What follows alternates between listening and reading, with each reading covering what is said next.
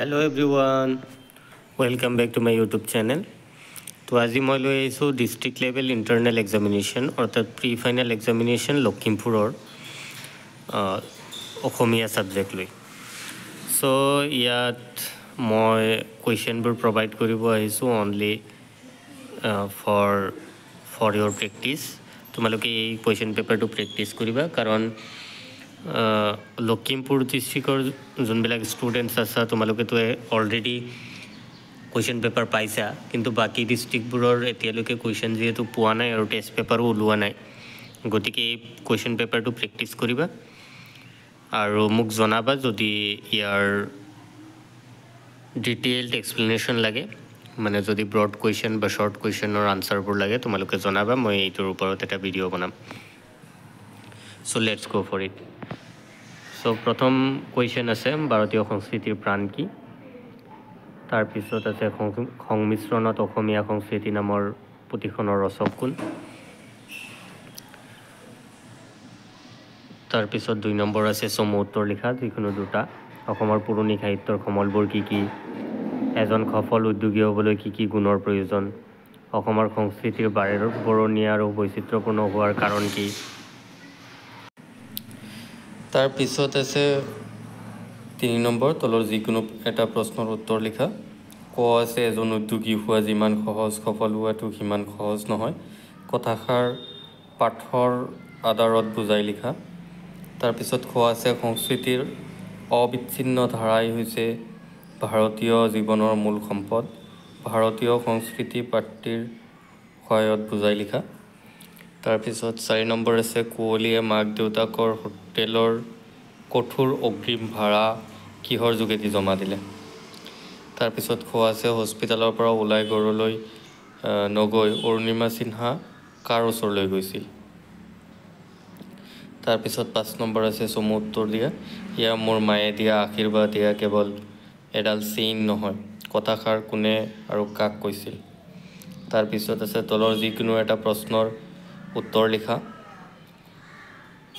এটা মুদ্ৰাৰ দুটা পিঠিৰ দৰে এই বিশ্ব ব্ৰহ্মাণ্ডৰ প্ৰতিটো ভৌতিক বস্তুৰে ভাল আৰু বেয়া দুটা দিশ থাকে। কথাষাৰ কোনে কাক আৰু কিয় কৈছিল। খুবেই অহা কুৱেশ্যন এইটো, চাবা। তাৰপিছত আছে খ, একোগৰাকী ব্যক্তিয়ে নিজৰ প্ৰতিভাৰে জাতীয় জীৱনত জিলিকি উঠি আন সহস্ৰজনৰ বাবে আশা আৰু প্ৰেৰণাৰ বতৰা কঢ়িয়াই আনে। কথাষাৰৰ যুক্তিযুক্ততা আৰু অৰুণিমা সিনহাৰ জীৱনৰ আধাৰত বুজাই লিখা। তাৰপিছত আছে 7 নম্বৰ, অতি চমু উত্তৰ দিয়া। মহিচন্দ্ৰ মিৰি কোন? বুশ্বেৰ বিমানবন্দৰটো কিয় গুৰুত্বপূৰ্ণ? বুশ্বেৰৰ বিষয়ে খুবেই কুৱেশ্যন এটা আহে। বুশ্বেৰ চহৰৰ বিৱৰণ লিখিব দিয়ে বা বন্দৰটো কিয় গুৰুত্বপূৰ্ণ, এইবিলাক আহে, তোমালোকে প্ৰেক্টিছ কৰিবা, সঘনাই অহা কুৱেশ্যন। তাৰপিছত আছে 8 নম্বৰ, ছাৰ আমাক কি শাস্তি দিয়ে দিয়ক, আমাৰ বাবে এই যাত্ৰাটো অসফল হ'ল বুলি যাতে বদনাম নাপাওঁ। কথাষাৰ কোনে কাক কৈছিল। তাৰপিছত 9 নম্বৰ আছে তলৰ যিকোনো এটা প্ৰশ্নৰ উত্তৰ লিখা। কাজিৰঙালৈ যাত্ৰা কৰি কি কি বিশেষ শিক্ষা লাভ কৰিলে বুলি শিক্ষাৰ্থীসকলে শিক্ষক শিক্ষয়িত্ৰীসকলক অৱগত কৰিছিল। তাৰপিছত খ আছে তেলৰ বাবে চলোৱা খনন কাৰ্যত মাৰ্লগিং আহিলাসমূহৰ ভূমিকা কি। তাৰপিছত আকৌ আছে 10 নম্বৰ, অতি চমু উত্তৰ লিখা। নামঘোষাৰ আন এটা নাম কি? খুদা ৰচুল লুকাই আছে মুমিনৰ আঁৰত, ইয়াত মুমিন কোন? তাৰপিছত চমু উত্তৰ লিখা। মাধৱদেৱৰ সাহিত্যিক কৰ্মৰাজিৰ ভাগসমূহ কি কি? জিকিৰ শব্দটো কি শব্দৰ পৰা ওলাইছে আৰু ইয়াৰ অৰ্থ কি? তাৰপিছত 12 নম্বৰ আছে বৰগীতৰ যিকোনো লক্ষণসমূহ লিখা। নাইবা পানী মৰে পিয়াহত, অগ্নি মৰে জাৰত, খুদা ৰচুল লুকাই আছে মুমিনৰ আঁৰত, কবিতা পাখি অন্তৰ্নিহিত ভাৱ বিশ্লেষণ কৰা। তাৰপিছত 13 নম্বৰ আছে দৃশ্যান্তৰ কবিতাটিৰ মূল ভাৱ লিখা। নাইবা উঠা হে ঋতিক ধ্যানী অমৃতৰ পুত্ৰ, উঠা যত মুক্তি পথযাত্ৰী, কবিতা পাখিৰ অন্তৰ্নিহিত ভাৱ বিশ্লেষণ কৰা। তাৰপিছত 14 নম্বৰ আছে অসমৰ হেংদাং ক'ত জিলিকিছিল। 15 নম্বৰ আছে চমু উত্তৰ দিয়া।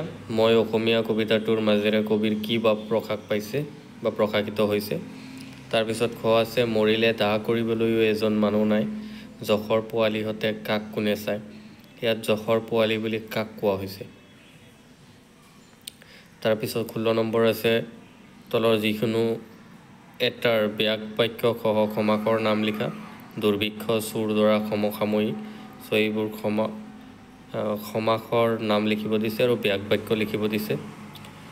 তাৰপিছত খ আছে তলৰ যিকোনো এটা সন্ধি ভাঙা। অতীত, সংগ্ৰহালয়, তদুপৰি। তাৰপিছত গ আছে তলৰ বাক্যটি জটিল বাক্যলৈ পৰিৱৰ্তন কৰা। পানী গোট মাৰিলে বৰফ হয়। তাৰপিছত আছে তলৰ যিকোনো এটাৰ মূৰ্ধন্য ন আৰু 29 জ হোৱাৰ কাৰণ লিখা। মূৰ্ধন্য খ হোৱাৰ কাৰণ লিখা। বিষণ্ণ যুধিষ্ঠিৰ প্ৰণাম। তাৰপিছত আছে উঙ যথাস্থানত জ্যোতিচিহ্ন বহুৱা। তিলকে কৈছিল স্বাধীনতা মোৰ জন্মস্বত্ব। তাৰপিছত এটা শব্দত প্ৰকাশ কৰা যিকোনো এটা যি আগেয়ে হোৱা নাই। চ' যি আগে হোৱা নাই অভূতপূৰ্ব বুলি কোৱা হয়, নিজে নিজে হোৱা। তাৰপিছত তলৰ যিকোনো এটাৰ সমাৰ্থক শব্দ লিখিব দিছে। কপাল, উত্তম। তাৰপিছত আকৌ জ নম্বৰ আছে জীৱ কি প্ৰত্যয় প্ৰয়োগ হৈছে লিখা যিকোনো এটা। দেখনীয়াৰ, ৰান্ধনি। তাৰপিছত জ আছে অৰ্থ প্ৰকাশ হোৱাকৈ বাক্য ৰচনা কৰা যিকোনো দুটা। গাই বাইচা, হাত দীঘল, খাই পাত ফলা। হাত দীঘল মানে শক্তিশালী, খাই পাত ফলা মানে অস্বীকাৰ কৰা। গাই বাইচা মানে গহীন গম্ভীৰ বাবে কিবা এটা বস্তু চোৱা, পৰীক্ষা নিৰীক্ষা কৰা। তাৰপিছত 17 আছে তলৰ যিকোনো এটা প্ৰশ্নৰ উত্তৰ লিখা। ভাৱ সম্প্ৰসাৰণ কৰা, যত্ন কৰিলে ৰত্ন পায়। খ আছে তোমাৰ বিদ্যালয়ৰ প্ৰদানলৈ তুমি 2 দিন অনুপস্থিত থকাৰ কাৰণ দৰ্শাই ছুটি মঞ্জুৰিৰ বাবে এখন আবেদন লিখা। আবেদনত তোমাৰ নাম ঠিকনা নিলিখিবা। তো এই এপ্লিকেশ্যনত স্পেচিয়েলি নাম আৰু এড্ৰেছ লিখিব নালাগে। তাৰপিছত গ আছে তোমাৰ অঞ্চলৰ বিশুদ্ধ খোৱা পানী যোগানৰ বাবে চৰকাৰৰ দৃষ্টি আকৰ্ষণ কৰিবলৈ স্থানীয় বাতৰি কাকতৰ সম্পাদকলৈ এখন প্ৰতিবেদন লিখা। তাৰপিছত 18 আছে তলত দিয়া যিকোনো এটা বিষয়ৰ ওপৰত ৰচনা লিখা। তো এই ৰচনাবোৰ তোমালোকে পাৰিলে অলপ ভালকৈ প্ৰেক্টিছ কৰি থাকা এতিয়ালৈকে। যেনেকৈ তোমাৰ প্ৰিয় সাহিত্যিক খুবেই অহা এটা ৰচনা। আৰম্ভণি, পৰিচয়, ভাল লগাৰ কাৰণ, সামৰণি। অসমত কাৰিকৰী শিক্ষাৰ ব্যৱস্থা, আৰম্ভণি, কাৰিকৰী বিদ্যাৰ আৱশ্যকতা, কাৰিকৰী শিক্ষা আৰু বৰ্তমান অসম আৰু সামৰণি। চ' এইবোৰতো মুখস্থ কৰিবলগীয়া একো ৰচনা নহয়। তাৰপিছত ছাত্ৰৰ কৰ্তব্য আছে। আৰম্ভণি, পিতৃ মাতৃৰ প্ৰতি কৰ্তব্য, সমাজৰ প্ৰতি কৰ্তব্য, সামৰণি।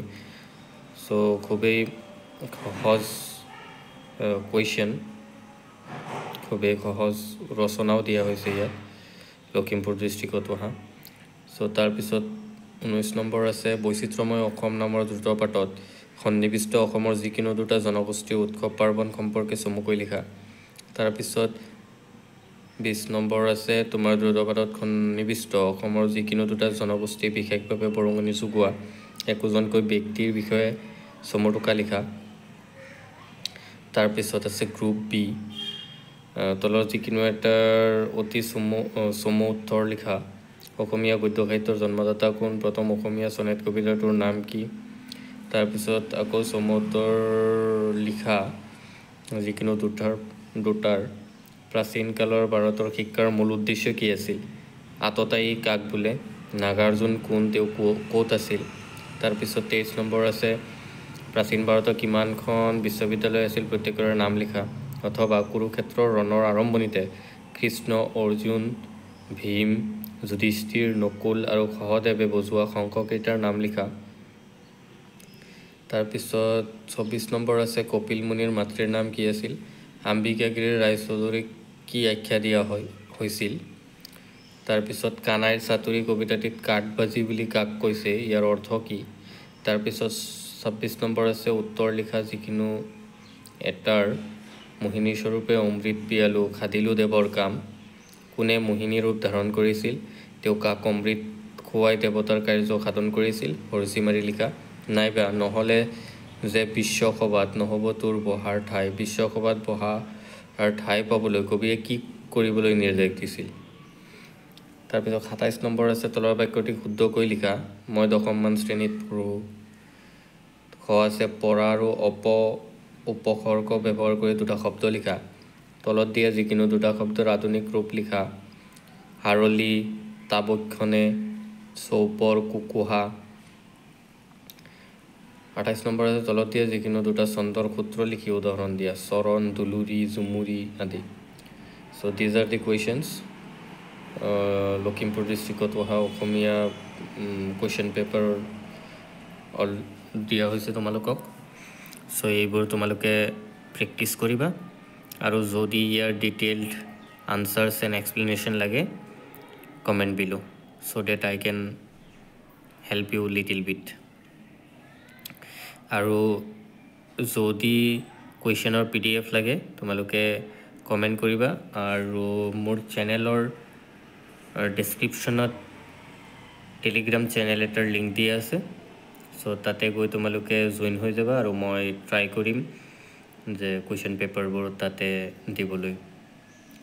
চ' stay tuned with the channel and I will try to boost you up through my channel. আৰু তোমাৰ লগৰ বন্ধুবৰ্গক এই ভিডিঅ'বোৰৰ লিংকবোৰ প্ৰভাইড কৰিবা যাতে সিহঁতে উপকৃত হয়। Thank U.